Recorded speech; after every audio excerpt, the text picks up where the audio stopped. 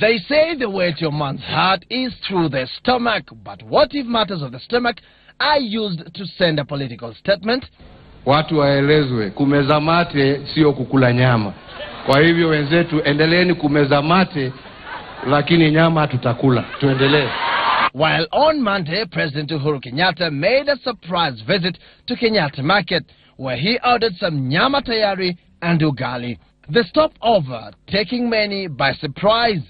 Na tumefurahi sababu ametuletea baraka na watu wengi wameona mahali hapa ni pazuri. Hata ile nyama hata amekula ameifurahia sana. Sababu tulikuwa tunatarajia kama anakuja. Ni kwa hivyo ni tetemeko kubwa kwetu. But it wasn't just a lunch link-up. The president was here to push the Jubilee Party agenda to leaders and traders alike. The president later on headed to Uhuru Market before stopping in Huruma and Mlango Kubwa in Mathare constituency. The visit coming a day after ODM and Jubilee leaders held rival rallies in the area. Here, the president hit out at the opposition while at the same time asking Jubilee politicians who have expressed interest in Nairobi gubernatorial seat to work together. Sisi tuko kitu kimoja. Tunataka K1 aingie, tunataka Sakaja aingie, tunataka Sonko aingie, tunataka jamii zote sisi tuwe kitu kimoja. Si namna hiyo? Hawa jameni waende watengeneze chama yao wasikuje kuingilia yangu. Mimi sina shida na mtu. The president also asking them to respect the choice of voters. Wacha kwanza tuende mlolongo hapa tumuchujo, si ndio? Wacha wananchi waamue ni nani wanataka. The president was accompanied by TNA chairman Johnson Sakaja, Nairobi Senator Mike Sonko, Nairobi Women Rep Rachel Shebesh, and MPs Minor Commander and Stephen Karaoke. Several camps have emerged within Jubilee, with each pushing their man as the preferred candidate to run against Governor Evans Kidero. Tukasema kwamba Nairobi na Mathare ni ngome ya Jubilee. Leo tumeletea president, mnampenda? Hebu tuone kwa ishara ya mkono wale ambao wanapenda president Uhuru Kenyatta. Tunashukuru kwa kuja hapa kwa sababu ya wakati na jana tulikuwa na nyinyi. Leo ni siku yetu kubwa kuwa na mgeni kama rais kututembelea hapa mashinani. Well, I want to give my panelists a last opportunity to comment on the news review this morning, and of course the issue of eating meat. It's not about to go away to leave us anytime soon. I'll probably start with you, friends, as you wrap up. That is a very idle president. He was meant to go to the UN, didn't go, has nothing to do. That's what I can tell you. He's nothing. He's just in the State House. So some MPs walk in. Say, tuende tule nyama. Because he has nothing to do. He is not planned to do anything. He had planned to be in the UN. It was botched. So he's just there. You will be not surprised today if you see him somewhere in Kibera. Because he has no plan going forward for the next 2 weeks. Then two, this president is one of the guys who have made Joho. He went to Mombasa, tried fighting Joho, asked these guys to pick his guns, do security, stop his businesses from happening, and Joe has now come home. You thought Joe was in Mombasa, he's now come to Nairobi. And so he's rattled. And in this regard, Fred, that's what I'm telling you, I'm very happy for what Joe has done. Because the opposition has been playing very cheap politics, fighting, doing a lot of internal wars, and Joe has seen that and said, you guys, as you do your fights, we'll talk over the country. And I'm so happy for him, and I'm sure that what he's doing is not only going to change CORD, it's going to change Jubilee. And I want to advise the president that the presidency is such a precious and respected position that should be used for the right purpose. And you know, there's so many things that Kenyans want him to do. And the least of them is to see him eating nyama when most of Kenyans are sleeping hungry. Yes. Yeah. But this issue of eating nyama, the president rather appears not rather keen to push on with it. I think first of all I'd like to comment on the issue of my brother here saying the president is a very idle president. Of course that is his opinion. And you remember a few years ago, the president was doing so much international assignments, going from place to place. And in terms sometimes people are saying that Uhuru Kenyatta has visited Kenya because it was more out than here. These are the same people who complained that President Uhuru is not addressing local issues. Now, when he says, I'm going to focus on Kenyans, however low they are, people complain again that he's not going to the UN, he's going to Kibera. Kibera is in Kenya. Kenya's market is in Kenya. And I'm also happy to say that the butchery where they eat meat, it is from a man of my village, Kagai Mukaramani. So I even know those guys. I even have shares in that butchery, so they made business for myself. Did you organize for the lunch? So, and actually, I was not concerned on that, but I'm saying I'm happy he went there. The issue of eating meat, and it was just an analogy he was giving. But then God has taken it the other way around. So the president says, so I can as well take the real meat, and they can start to eat meat. So the debate can come to an end.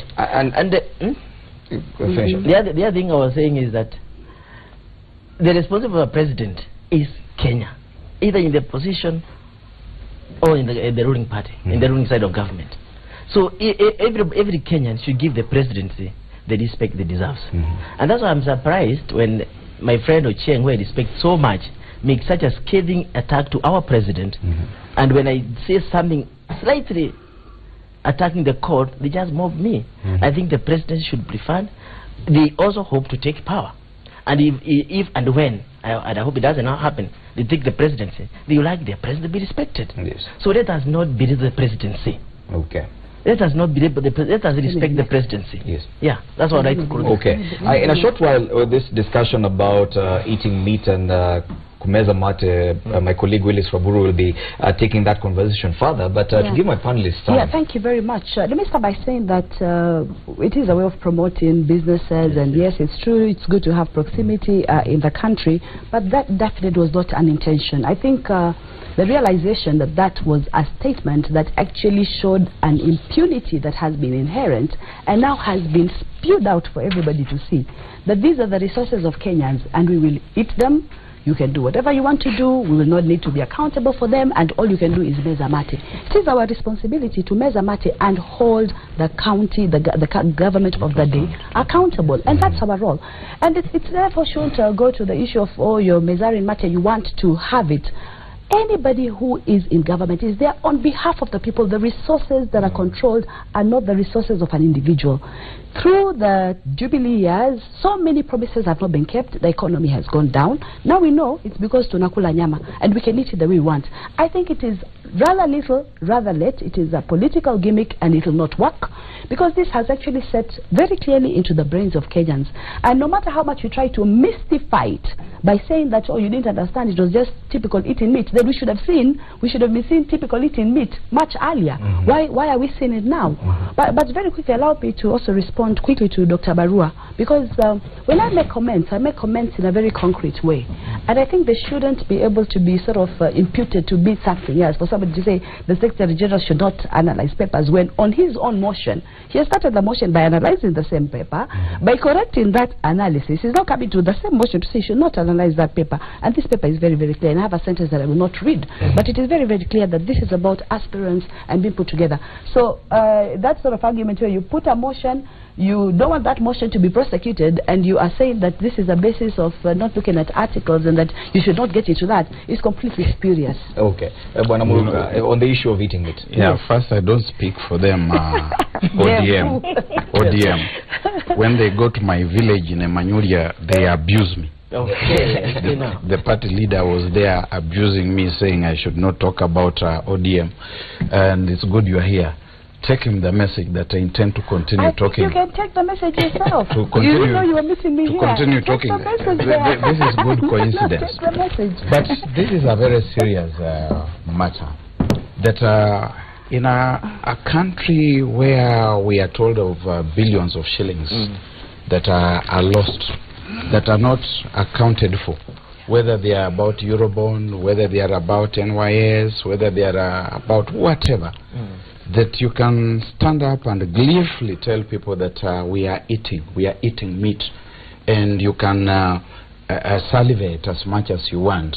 I think this is about the highest slur from this presidency, and I don't know that tokenisms and populist gimmicks like going to eat at Kenyatta Market can in any way lessen the seriousness of that slur. And it's not lost upon me, maybe coincidentally, that the market is named Kenyatta, and that the president who was going to eat this meat there at Kenyatta market is also called Kenyatta, and whether it is underscoring that slur against the people of the Republic. I don't agree with the Mheshimiwa Cheng that this is an idle president. Part of any president's business is to campaign and to ensure that he remains in the business of being president. I think this is a president in panic, and he's in panic because while he has been salivating for Nairobi, this Nairobi seems to be belonging to ODM, and the ODM are underscoring their supremacy in this area. And you can see that there's a sense in which this whole thing is rushed, it's impromptu, and it's an act and factor of somebody pressing the panic buttons. The way they keep on weighing down on Ali Hassan Joho is an indication that it's a reaction to the Joho phenomenon. But the Joho phenomenon, as we have observed, is going nowhere in a hurry. It's here to stay. And they are going, the more they talk about him, the more they build him, the more they position him. And even if they ignore him, the more he grows. So about Ali Hassan Joho, the JP are cast squarely between a rock and a hard place. Yes. Well, those are the opinions of my panelists, Barak Muluka, Agnes Zani, Njogu Barua, and David Ochieng. But now, Willis Waburu, you have another opinion about, especially on that juicy matter of eating meat. Take it away. All right, yes, of course, my opinion on eating meat on a personal level, napenda nyama. But now, away from that, since this is more political, we have Derek Banga, who is an image and communications consultant as well. You've had the views of the politicians and, of course, political analyst Barak Muluka. What is your view on what happened yesterday? All right, so specifically about the president eating meat at Kenyatta Market. You know, throughout history there has been a link between leaders and their sort of their link to, we use the term, the common man.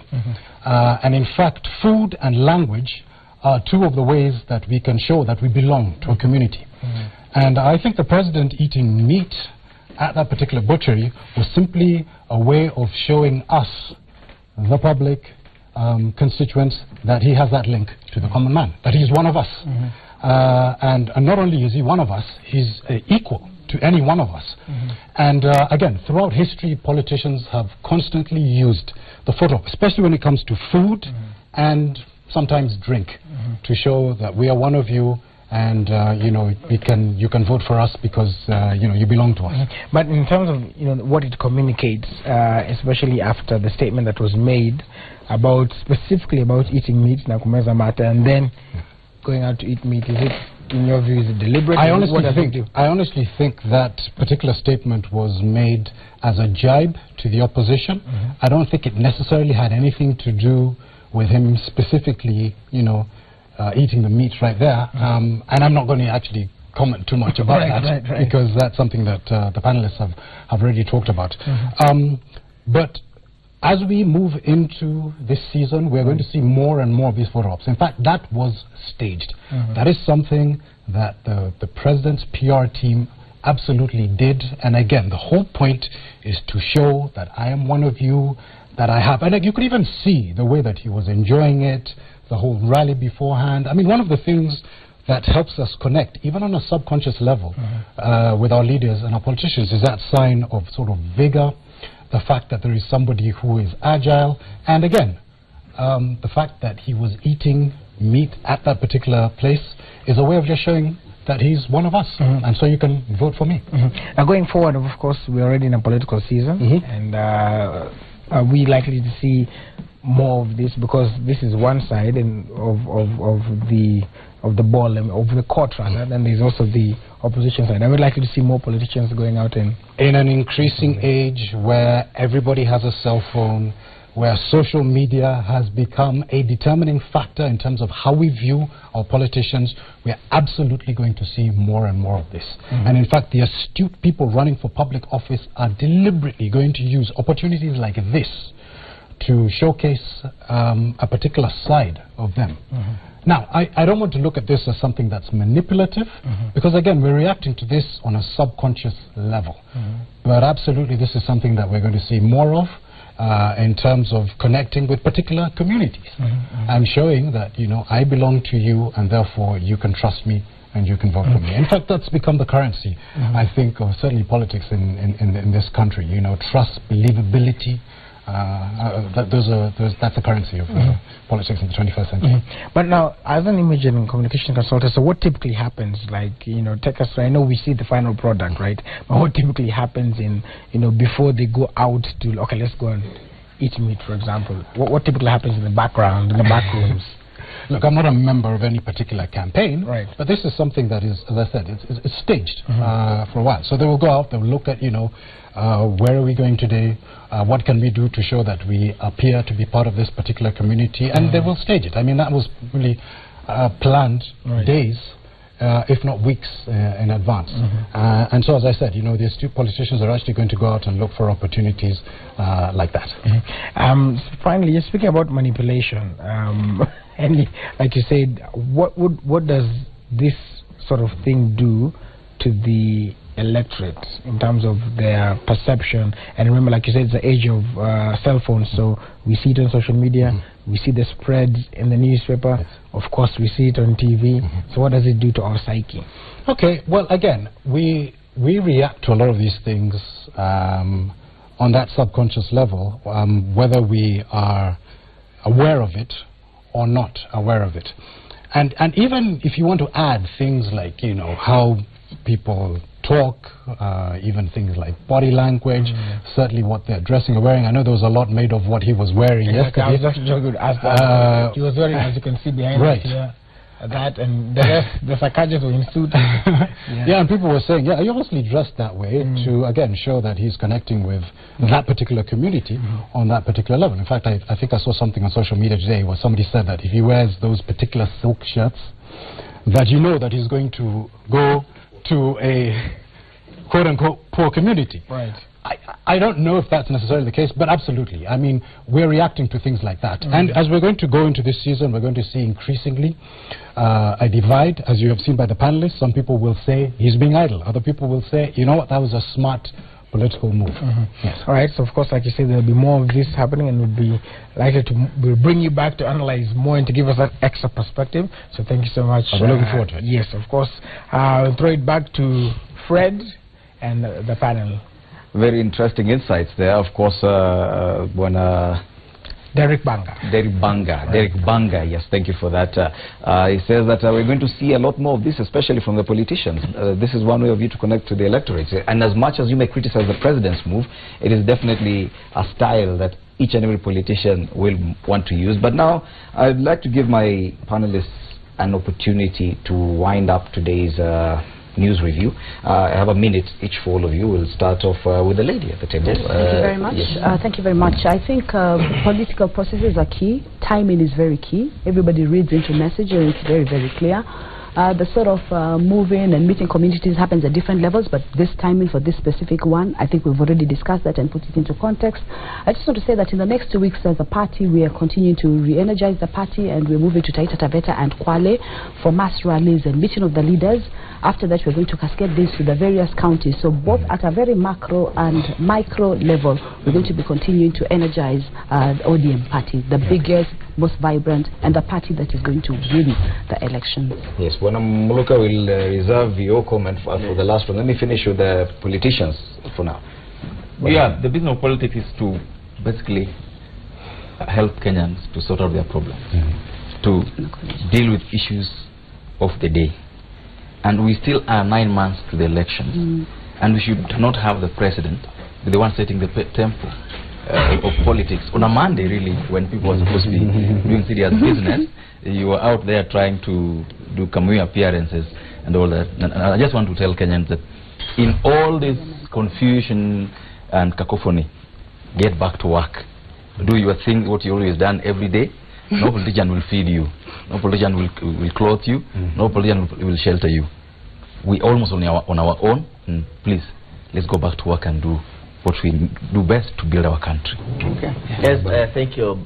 I would like to say that it's amazing the way a small jibe could attract such national attention just because it's being fronted and propagated by the coalition where the president does not belong. I would like to request and urge my colleagues from CORD, please don't demonize meat eating. Because next time we are going to have Raila and Moro Odinga eating fish somewhere or eating nyama choma somewhere. The other day when this Mudaika 6 came from the cells, Raila and his team, the entire I think Agnes was there, I think. They went to Osewe and took out of meat and fish. And it was an issue which was taken normally by Kenyans. But when the president eats meat, it becomes a problem. And I want to say, like, on Sunday, after I came from the church in Yakevega, in Gishogo, and I didn't want to greet my people, I had meat at Kibera's. And we enjoyed them. I didn't know the president have meat on Monday. So let us take the issue of meat eating like the president's way of connecting the people. Let him have freedom. Let's not have CORD and ODM trying to tell the president what he should do, what the Jubilee should do. But what I would like to ask the president maybe is, when next time you go to eat meat, please take another pair of people. Don't eat the same people. I would like to be that eat meat. Come to the shop, I'll buy you meat. Finally, I would like to say that when the president, I watched the president in Narok, and when he said about kumeza mate na kulanyama, I think it was provoked beyond imagination. When somebody said that he has talked the dead, surely. I mean, that was the farthest one can go to provoking Kenyans. He said that he spoke to before he died. Just obviously. He said... I think Agnes paged it.